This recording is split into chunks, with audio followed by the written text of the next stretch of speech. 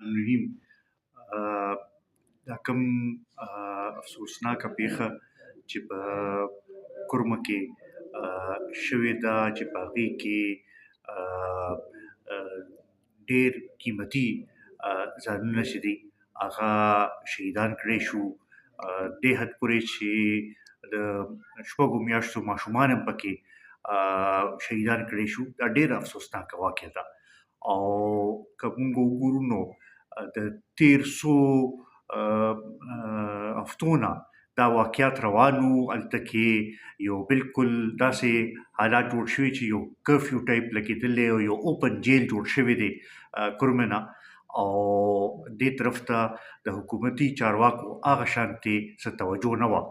زمونږ دا ډېره لویه بدقسمتي ده چې صوبایي حکومت چې دی هغه د خپل دھرنې او د احتجاج کامیابولو کې لګیا دی، مرکزي حکومت چې دی هغوی د هغې رکاولو کې لګیا دي، او دې خواته زمونږ د صوبې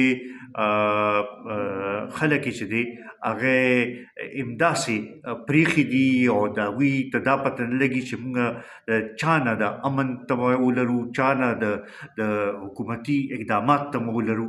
دا کم واقعات چې کېږي لګیا دي، او خاص کر بیا د هغې نه پس چې دا کم فسادات هلته کې شروع شو، دې طرف ته توجه ورکولو ضرورت دی.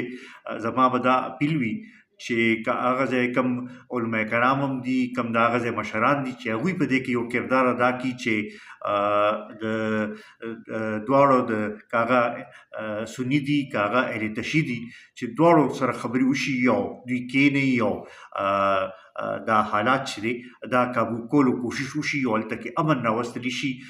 صوبایي حکومت په دې کې مکمل ناکامه شوی دی، مرکزي حکومت هم مکمل ناکامه دی. وزیر داخله په کار دی چې دې طرف ته توجه ورکړې وي، هغه دې ته صرف ناست دی چې اسلام آباد څنګه د احتجاج نه بچ کړي. وزیر اعلی صاحب چې دی هغه وایي چې زه جایزه اخلم د دې واقعاتو، خو څه اقدامات نه کوي. په کار چې دا دواړه یو ځای تللی وي هلته کې او ناست وي او د دې مسلې حل روباسلو کوشش شوې. دغه شانتې جنوبي اضلاع کې چې دا کوم صورتحال جوړ دی نو ډېر خراب حالات دي، او روزانه په بنیاد باندې د پښتنو وینه تویېږي لګیا ده او د دې تپوس والا څوک نشته.